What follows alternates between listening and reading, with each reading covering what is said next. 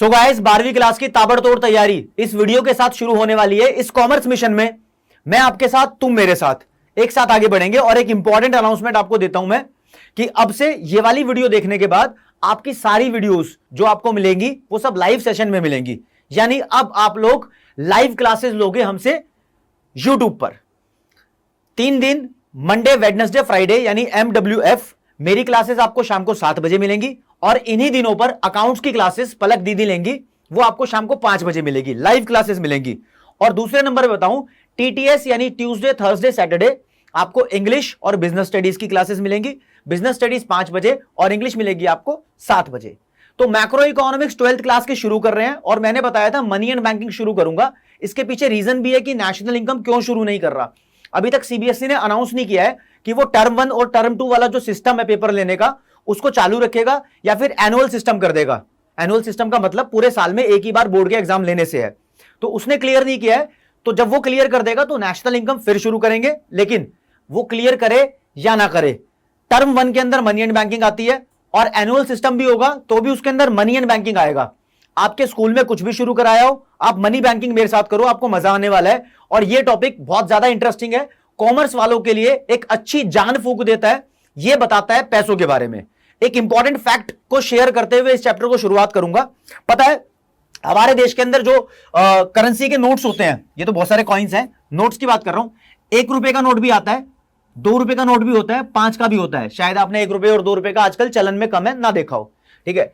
10 रुपए का नोट आता है, 20 रुपए का नोट आता है, 50 का भी नोट आता है, 100 का भी है, 200 का भी है। अब ये व्हाइट पे मैं येलो कलर से लिख रहा हूं तो शायद विजिबिलिटी इधर उधर हो जाती है, तो 200 का भी है, फिर 500 रुपए का नोट भी है और मोदी जी के आशीर्वाद से 2000 का नोट भी शुरू हो गया था 2016 में। ये सब नोट छपते हैं हमारे देश में। इसमें 1 रुपए का नोट छोड़कर बाकी जितने भी करेंसी नोट्स हैं ये सब के सब हमारे देश का सेंट्रल बैंक छापता है, जिसका नाम है रिजर्व बैंक ऑफ इंडिया। तो हर नोट पे लिखा होता है RBI। जो 1 रुपए का नोट है दोस्तों, ये RBI नहीं छापता, ये छापती है हमारे देश की फाइनेंशियल मिनिस्ट्री। फिर दोबारा पेन चेंज करना पड़ेगा, पेन का बड़ा रोल है इसके अंदर यार, ताकि दिखाई भी आपको अच्छे तरीके से देने लग जाए। तो फाइनेंस मिनिस्ट्री बोल सकते हैं। फाइनेंस मिनिस्ट्री एक गवर्नमेंट डिपार्टमेंट है, ठीक है। इसका हेड जो होता है वो फाइनेंशियल मिनिस्टर होता है। आजकल हमारे देश की फाइनेंशियल मिनिस्टर निर्मला सीतारमन है। ये बदलते भी रहते हैं, डिपेंड करता है कि मोदी जी क्या चाहते हैं, ठीक है ना। तो अब फाइनेंशियल मिनिस्ट्री क्या 1 रुपए के नोट के अलावा कुछ और भी करता है? यस, ये जितने भी कॉइन्स होते हैं हमारे देश के अंदर वो सारे कॉइन्स मिंट फाइनेंशियल मिनिस्ट्री करती है। देखो करेंसी नोट होते हैं प्रिंट और जो कॉइन्स होते हैं वो होते हैं मिंट। तो मिंटिंग ऑफ कॉइन्स की बात होती है यहां पर, यानी कॉइन बनाने को मिंटिंग बोलते हैं। तो कॉइन कौन कौन से चलन में है? 1 रुपए का कॉइन आता है, 2 रुपए का कॉइन आता है, 5 का कॉइन है, 10 का कॉइन है, 20 का भी कॉइन है, ये चलन में है। अब आपने एड वगैरह में कहीं भी देखा हो, बहुत हवा तो उड़ती है कि 100 रुपए का कॉइन भी आ गया है, वो बातें दूसरी है। जो चलते हैं ये चलन में है, एग्जिस्टिंग करेंसी है इंडिया की। तो दोस्तों वैसे तो इस वीडियो के अंदर मैं पैसों की और बैंक के बारे में बात करूंगा। शुरुआत करूंगा बैंकिंग से, इसको पार्ट वाइज कराऊंगा। आज तो मैं ये आपका YouTube प्रीमियर पे क्लास ले रहा हूं, यानी आप रिकॉर्डेड क्लास देख रहे हो।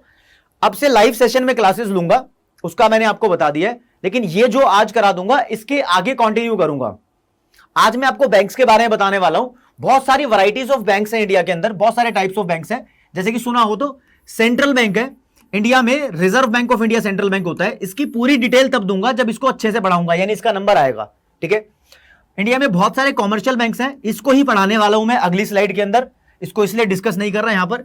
कोऑपरेटिव बैंक होते हैं, ज्यादातर कोऑपरेटिव बैंक के लास्ट में विकास बैंक लिखा होता है या ग्रामीण बैंक लिखा होता है।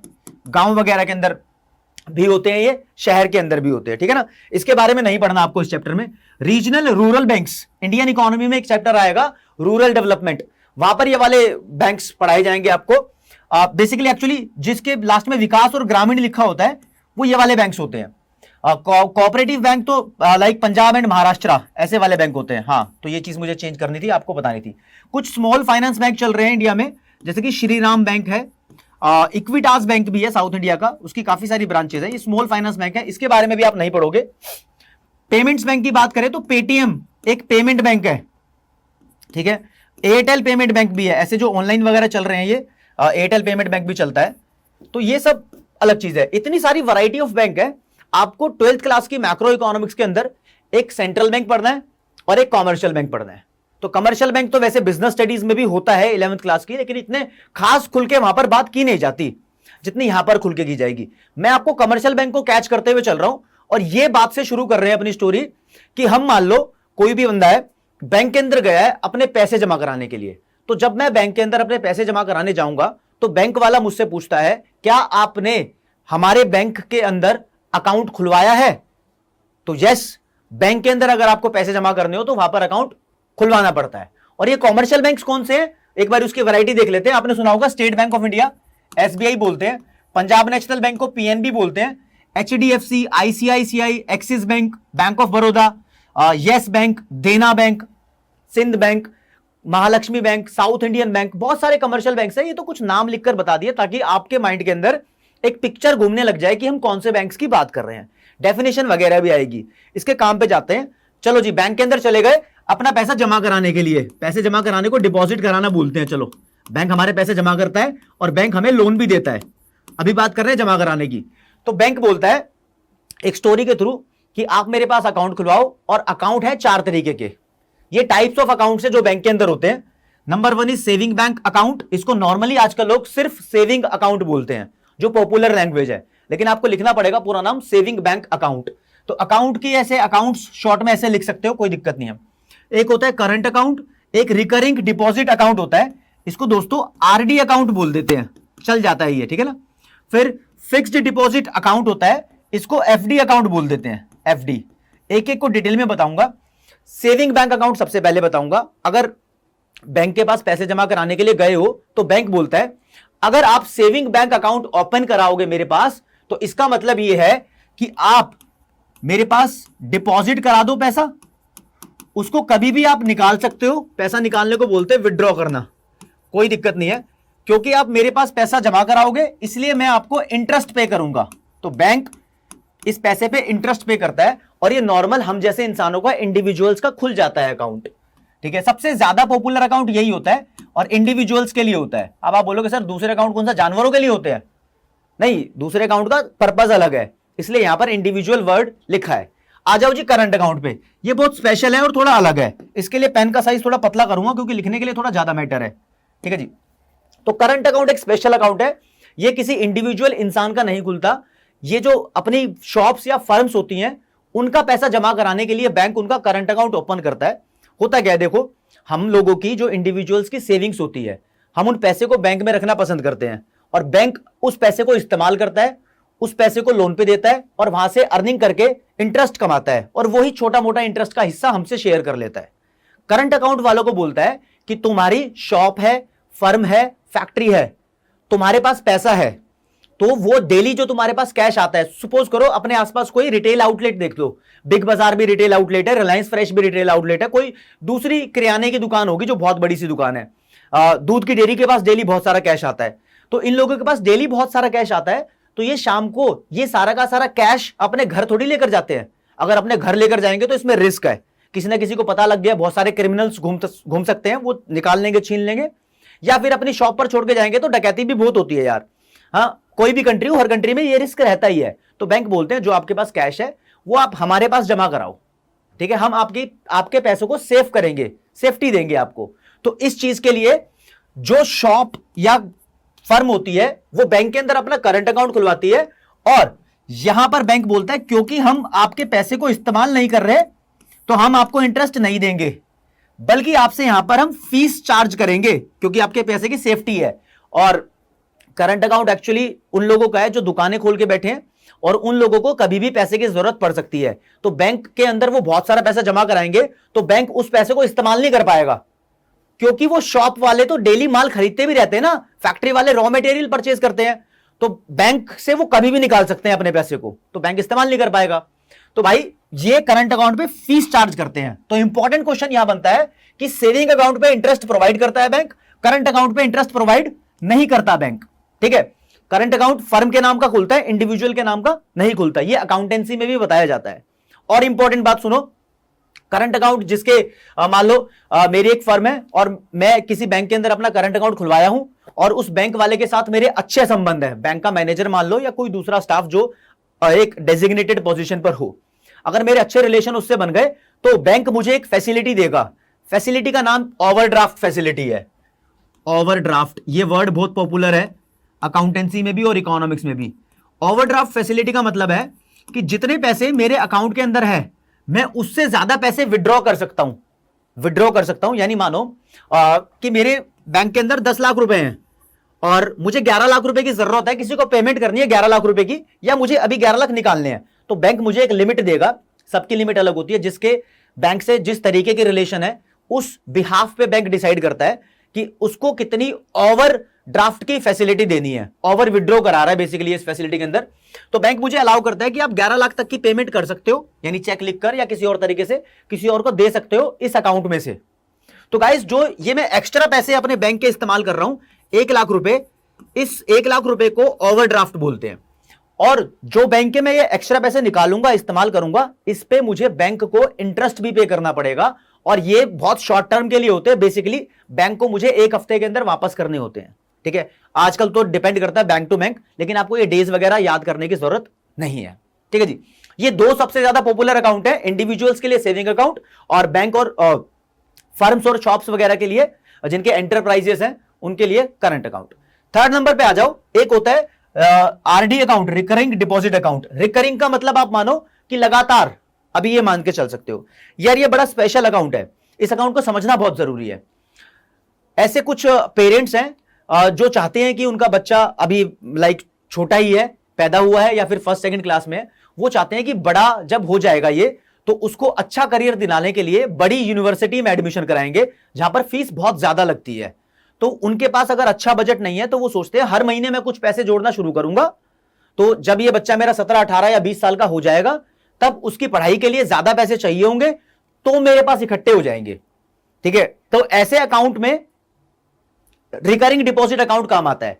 यानी ये अकाउंट कहता है कि आप मेरे पास एक स्पेसिफिक टाइम पीरियड, यानी हर महीने, बैंक बोलता है हर महीने या फिर क्वार्टर का मतलब होता है हर 3 महीने में, या हाफ ईयरली यानी हर 6 महीने में, या एनुअली साल के साल, यानी जब मन करे जो बैंक से सेटिंग बैठे उसके हिसाब से एक टाइम के ड्यूरेशन के बाद बार बार लगातार रेगुलर इंटरवल में पैसे जमा कराते रहो। जब ये इकट्ठे हो जाएंगे तो आपको वापस मिल जाएंगे। ठीक है, ऐसा भी हो सकता है कि पढ़ाई करवानी हो, ऐसा भी हो सकता है कि बच्चों की शादी करवानी हो, तो शादी के लिए पैसा पेरेंट्स बहुत पहले ही जोड़ना शुरू कर देते हैं। यार पेरेंट्स प्लानिंग करते हैं अपने बच्चों का करियर संवारने के लिए, अपने बच्चों की जिंदगी बढ़िया करने के लिए। तुम्हारे मम्मी पापा, चाचा चाची, ताऊ ताई, दादी दादा, कोई भी हो सकता है, सब प्लानिंग करते हैं तुम्हारा भविष्य सुधारने के लिए। क्या तुम प्लानिंग कर रहे हो उनकी केयर करने के लिए? भविष्य में तुम अपने पेरेंट्स के काम आओ, उस चीज की प्लानिंग कर रहे हो? आप अपने दिल में भी खंगाल के देखना इस बात को कि वो तो तुम्हारे लिए कर रहे हैं, लेकिन तुम उनके लिए क्या कर रहे हो? अगर छोटी मोटी खटपटी बातें घर के अंदर हो जाती है, किसी से नाराजगी हो जाती है, तो उस चीज को यार कभी दिल पे नहीं लेना चाहिए, क्योंकि उन्होंने तुम्हारे लिए बहुत काम किए हैं, बहुत खून पसीना बहाया है, मेहनत के पैसे से तुम्हें पढ़ाया है। जब तुम 12th पास कर लोगे ना, ग्रेजुएशन में कोई अच्छा कोर्स मिल जाएगा, बेटर कॉलेज में एडमिशन ले लोगे, उसके बाद जब तुम जॉब करोगे या अपना काम धंधा खोलोगे, तब मेहनत का एहसास होता है। तो उस एहसास से गुजरने से पहले अगर अकल आ जाए तो पेरेंट्स बड़े खुश होते हैं। ठीक है, अकल तो फिर भी आएगी, लेकिन अभी हाल फिलहाल इसको डिस्कस करते हैं। रिकरिंग डिपॉजिट अकाउंट एक स्पेशल पर्पस के लिए होता है, जिसके अंदर एक बंदा जो अपना अकाउंट खुलवा रहा है वो इंडिविजुअल ही होता है।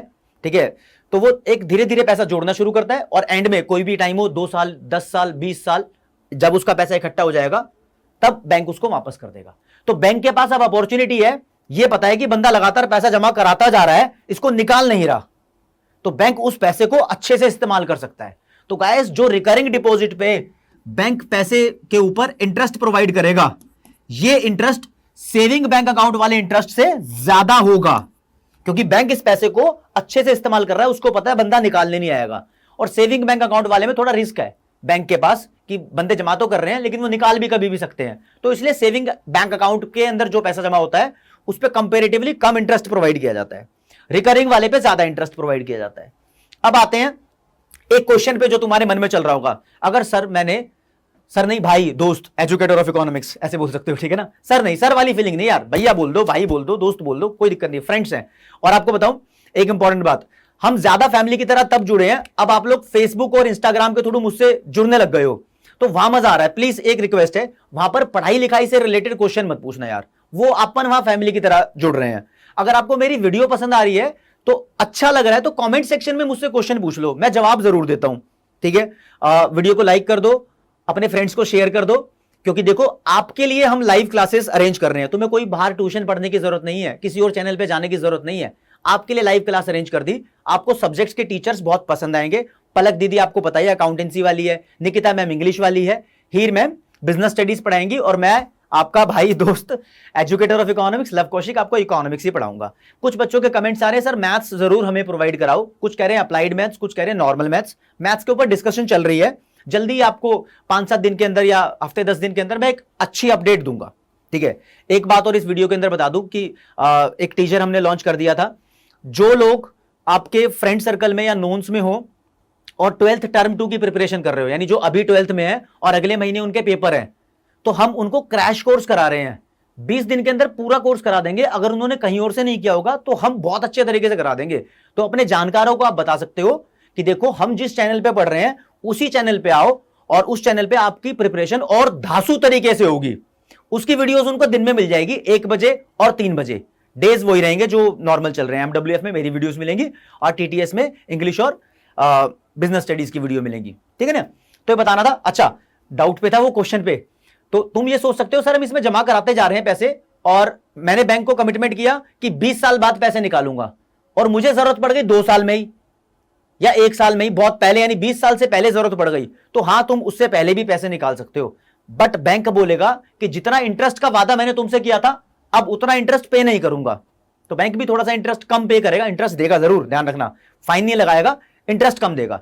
तो गाइस अब आते हैं फिक्स्ड डिपॉजिट अकाउंट पे। फिक्स्ड डिपॉजिट अकाउंट एक वन टाइम डिपॉजिट अकाउंट है, यानी तुम्हारे पास पैसा आया कहीं से, आपने एक बार में बैंक के पास जमा करा दिया और बोल दिया उसको कि अब इतने दिन बाद निकालूंगा। इतने दिन कुछ भी बता सकते हो, कम से कम 7 दिन होते हैं, ज्यादा से ज्यादा वो 20-30 साल भी हो सकते हैं। तो जनरली फिक्स डिपॉजिट का मतलब एक बार बैंक के अंदर पैसा जमा करा दिया, 1 लाख, 2 लाख, 10,000, 5,000, कितने भी हो सकते हैं वो, ठीक है ना। वो पैसा जमा करा दिया और बैंक को बोलते हैं मैं 5 साल बाद निकालूंगा। इसका भी कोई पर्पज हो सकता है। कभी कभी जो रिटायर्ड लोग होते हैं, अपनी जॉब से रिटायर होते हैं, तो उनको बहुत अच्छा खासा अमाउंट मिल सकता है उनकी कंपनी से या गवर्नमेंट की तरफ से, वो अपना पैसा FD में जमा करा देते हैं, यानी फिक्स डिपॉजिट में जमा करा देते हैं, ठीक है। तो बैंक को पता लग जाता है कि हाँ जितने टाइम की इस बंदे ने कमिटमेंट की है उसके बाद ही वो इस पैसे को निकालेगा। तो बैंक इस पैसे को और अच्छे से इस्तेमाल कर सकता है। देखो रिकरिंग डिपॉजिट में थोड़ा थोड़ा अमाउंट जुड़ रहा था, और जनरली फिक्स्ड डिपॉजिट में एक बार में मोटा अमाउंट बैंक को मिल जाता है, ठीक है। जो बंदे सोचते हैं जनरली, मतलब एक्सेप्शन तो हो सकते हैं, थोड़ा थोड़ा अमाउंट भी हो सकता है। बंदे, कई बंदे चालू होते हैं बैंक में जाके 100 रुपए की FD करा के आएंगे, ठीक है। वो बैंक को चेक कर रहे होते हैं कि बैंक अपने फंक्शन सही से कर रहा है या नहीं कर रहा है, वो बात अलग है। लेकिन यहां जनरली अच्छा अमाउंट बैंक को मिलता है, और बैंक को पता है कि बंदा निकालेगा नहीं, बहुत लंबे समय के बाद निकालेगा। तो बैंक इस वाले पैसे को मस्त तरीके से इस्तेमाल करता है, और सबसे ज्यादा इंटरेस्ट उस बंदे को देता है जिसने अपने पास फिक्स्ड डिपॉजिट अकाउंट खुलवाया है बैंक के पास। सबसे ज्यादा इंटरेस्ट, इंटरेस्ट मतलब ब्याज, ब्याज का पैसा, ठीक है जी। तो आपको यहां पर एक डाउट फिर से आएगा, सर मान लो कि 5 साल के लिए 5 लाख रुपए बैंक के पास मैंने जमा कराए और मुझे उससे पहले जरूरत पड़ गई, तो बैंक वापस नहीं करेगा क्या? जी बिल्कुल वापस करेगा, बट वो फिर यहां पर इंटरेस्ट पहले से कम देगा, जितना उसने कमिट किया हुआ था, वादा किया हुआ था, उससे कम देगा, ठीक है जी। तो इस बात को समझते हुए चलना कि जो 3rd और 4th नंबर पे अकाउंट बताया है मैंने, ये दोनों टाइम से रिलेटेड अकाउंट है, टाइम से रिलेटेड अकाउंट है दोस्तों, कि एक टाइम के लिए ये पैसे जमा हो जाते हैं और बहुत बाद में निकालने पड़ते हैं। तो इन दोनों अकाउंट को टाइम डिपॉजिट अकाउंट बोलते हैं। ये वर्ड बड़ा घूमेगा, टाइम डिपॉजिट अकाउंट बहुत घूमेगा मनी एंड बैंकिंग के चैप्टर में, ठीक है। और जो ऊपर के 2 अकाउंट है, सेविंग बैंक अकाउंट और करंट अकाउंट, इन दोनों में से जब चाहे तब पैसा निकाल लो, जब भी बैंक खुला हो तब की बात कर रहा हूं, या ATM खुला हो, ATM मशीन से भी निकाल सकते हो। ATM के बारे में भी पूरी डिटेल दूंगा, ATM card, debit card, credit card, ये सब क्या होते हैं, क्या डिफरेंस होता है, सब बताया जाएगा इस चैप्टर में, ठीक है जी। तो इन दोनों अकाउंट के अंदर जो पैसा जमा होता है उसको बोला जाता है डिमांड डिपॉजिट। वर्ड लिख ही दिया, मतलब पहले समझाना चाहता था, उसके बाद ये वर्ड बोलना चाहता था। तो कोई पूछे डिमांड डिपॉजिट क्या होता है, तो डिमांड डिपॉजिट वो पैसा होता है जिसको जब मन करे तब निकाल लो। लेकिन तुम्हें अगर अपने पेपर में डेफिनेशन लिखनी होगी तो ये नहीं लिखोगे, उसमें आप लिखोगे डिमांड डिपॉजिट वो पैसा है जब तुम डिमांड करो तब बैंक को वो पे करना पड़े। लैंग्वेज बनेगी it refers to the deposit which is payable on demand, payable on demand. अभी अपनी कॉपी निकालो और ये डेफिनेशन नोट करो वीडियो पॉज करके, ठीक है। डिमांड डिपॉजिट को हम चेकेबल डिपॉजिट भी बोलते हैं। चेकेबल, चेक देखो कचरा नहीं हुआ है पूरी स्लाइड का, ठीक है ना। आप इसको पोज करके जो जो इंफॉर्मेशन लिखी है वो नोट कर सकते हो, और बहुत बेहतरीन इंफॉर्मेशन है, आपके रियल लाइफ से रिलेटेड है, ठीक है। थोड़ा बहुत अकाउंट्स में भी बताते हैं कि बैंक के अंदर जाके कौन कौन से फॉर्म मिलते हैं, पे इन स्लिप क्या होती है, वो सब चक्कर। लेकिन यहां पर भी मैंने आपको पूरे अच्छे तरीके से इतना सब कुछ बता दिया कि किसी और सब्जेक्ट में इतना बताया नहीं होगा इन अकाउंट्स के बारे में, आपकी रियल लाइफ से रिलेटेड है। तो जो आपके पेपर में क्वेश्चन यहां से आएगा जनरली, क्वेश्चन नंबर 1 कि सबसे ज्यादा इंटरेस्ट कौन से अकाउंट पे मिलता है, वो फिक्स डिपॉजिट अकाउंट में मिलता है। क्वेश्चन नंबर 2 ओवरड्राफ्ट की फैसिलिटी कौन से अकाउंट में होती है, करंट अकाउंट में होती है। क्वेश्चन नंबर 3 टाइम डिपॉजिट क्या होते हैं, तो जो पैसा रिकरिंग और फिक्स डिपॉजिट अकाउंट के अंदर जमा होता है वो टाइम डिपॉजिट होता है। क्वेश्चन नंबर 4 डिमांड डिपॉजिट्स या चेकेबल डिपॉजिट्स क्या होते हैं। ये क्वेश्चन यहां से फ्रेम होते हैं, आपको पता होना चाहिए।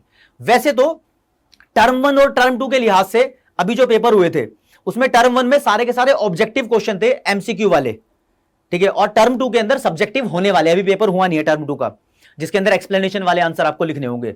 अभी क्या पैटर्न होगा इसका खुलासा नहीं किया, तो हम तैयारी करेंगे डिस्क्रिप्टिव तरीके से, यानी मुझे नहीं लगता कि वो एमसीक्यू वाला सिस्टम अभी दोबारा रिपीट होगा, वो कोविड के रीजंस की वजह से ऐसा हुआ था, तो अभी चेंजेस आने बाकी हैं, ठीक है ना। तो आप मेरे साथ बने रहो, तुम्हें कहीं पीछे हटने नहीं दूंगा। मतलब तुम्हें लगता है कि कोई भी चेंज सीबीएसई में आया है तो तुम्हारे स्कूल से पहले मैं अनाउंस करके बताऊंगा, यानी सबसे पहले सबसे जल्दी सबसे बढ़िया अपडेट आपको दूंगा मैं सीबीएसई की। तो यार अब एक बात बता दिया कि कॉमर्शियल बैंक्स के अंदर हम ये सब अकाउंट खुलवा सकते हैं। एक छोटी सी जनरल चीज बताता हूं कि ऐसे अकाउंट्स, करंट अकाउंट को छोड़कर ऐसे अकाउंट्स हम पोस्ट ऑफिस में भी खुलवा सकते हैं। आपके आसपास कोई पोस्ट ऑफिस है तो उसमें जाकर देखो, वहां पर ये अकाउंट खोले जाते हैं, वहां पर भी पैसा जमा करने का काम होता है। But post office in bank से अलग कैसे है फिर? अलग इसलिए है कि बैंक के पास एक और एक्स्ट्रा फैसिलिटी है, ये लोन भी देते हैं। लोन देने के साथ साथ 2-3 काम हो रहे हैं, जैसे कि मनी क्रिएशन वगैरह, वो बाद में आएंगे तो बाद में डिस्कस करूंगा। क्रेडिट क्रिएशन, मनी मल्टीप्लायर जैसे सख्त टॉपिक आने वाले हैं, तुम्हें बैंक की थोड़ी ज्यादा डीप डिटेल मिलेगी, ठीक है। तो गाइस कुल मिला के ओवरऑल कॉमर्शियल बैंक के बारे में पढ़ना था, वो पढ़ा है। कॉमर्शियल बैंक के 2 मोटे मोटे फंक्शन होते हैं। फंक्शंस के बारे में बात करें तो पहला फंक्शन होता है कि ये पब्लिक का पैसा अपने पास जमा रखता है, यानी एक्सेप्टिंग पब्लिक डिपॉजिट। दूसरा फंक्शन होता है कि पब्लिक को लोन प्रोवाइड करता है, प्रोवाइडिंग लोन, या फिर अच्छी और मस्त लैंग्वेज करनी है, धांसू वाली लैंग्वेज, तो इसके लिए कठिन शब्द है, इसको बोलते हैं एडवांसिंग लोन्स। लोन्स को एडवांस करने का मतलब स्पेशल लैंग्वेज में लोन्स प्रोवाइड करना ही होता है। तो आज का जो मेन पर्पस था, मैंने आपको एनसीईआरटी या वीके ओरी या संदीप गर्ग या एसके अग्रवाला या कोई और दूसरे राइटर भी हो, कोई भी बुक तुमने खरीद ली हो, अगर मेरी मानो तो जो तुम्हारा स्कूल बोल रहा है वो वाली बुक परचेज कर लेना। तुम्हें अलग अलग बुक का स्टफ सारा मैं इस वीडियो के अंदर प्रोवाइड कर दूंगा। आखिरकार तुम्हें नंबर अच्छे लाने हैं ना, तो नंबर अच्छे लाने का ठेका मैंने ले लिया है, मैं तुम्हें दिलाऊंगा। मेरा स्टफ पढ़ते रहोगे ना, क्वेश्चन आंसर की प्रैक्टिस भी यहीं कराऊंगा, कहीं न्यूमेरिकल्स हुए तो उसकी प्रैक्टिस भी यहीं कराऊंगा। मैं कह रहा हूं 12th क्लास के अंदर अपन सुपर डुपर फास्ट तरीके से पूरा कोर्स कंप्लीट भी कराएंगे, अच्छे से समझाएंगे भी। यार मैं खुद बोलता हूं अपने आपको कि मैं 12th क्लास का बहुत अच्छा एक्सपर्ट हूं।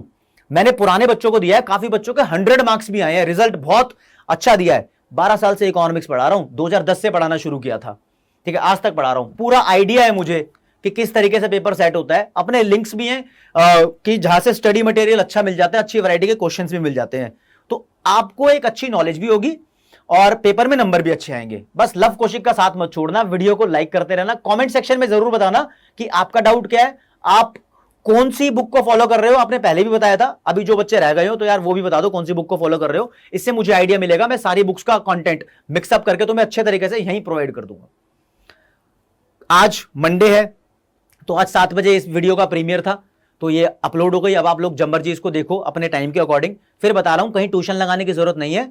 टीटीएस में आपको इंग्लिश और बिजनेस स्टडीज मिलेगी, एमडब्ल्यूएफ डेज के अंदर आपको अकाउंट्स और इकोनॉमिक्स मिलेगी। लाइव क्लासेज होंगी। लाइव का मतलब कि तुमने अपने फोन में या लैपटॉप में या टीवी में हमारी वीडियो खोल दी, तुम कमेंट करे जा रहे हो कि सर मेरा ये डाउट है, तो हैंड टू हैंड उस डाउट का सोल्यूशन भी आ रहा है। या फिर बहुत सारे डाउट्स इकट्ठे करके सैंपल पेपर वगैरह की फॉर्म में संडे को भी कराएंगे। संडे को 12वीं क्लास में यूटिलाइज करेंगे, लेकिन शुरू के 3-4 संडे छोड़ेंगे, बाद में उसको यूटिलाइज करेंगे। अगर लगा इनमें भी कुछ करना है तो इनमें भी कुछ कर ही लेंगे यार। मतलब एक इंटरेक्शन होना चाहिए। लाइव जुड़ना चाहता हूं तुम लोगों से मैं, मतलब जुड़ेंगे तभी तो और आगे बढ़ेंगे। तो गाइस इस वीडियो लेक्चर में मैं आपको इतना ही कराऊंगा, ठीक है। थैंक यू सो मच, नमस्ते। मजा आता है आपके साथ रहने में, मतलब क्लासेस पढ़ाने में भी, और जब आप लोग कमेंट करते हो तब और ज्यादा दिल भर जाता है कि हाँ आप लोगों ने देखी है मेरी वीडियो और अच्छे तरीके से उसको समझा भी है, बड़ा मजा आता है। तो इस वीडियो को खत्म कर रहा हूं, तभी लाइव जाने का प्रोग्राम है, ध्यान रखना। नमस्कार।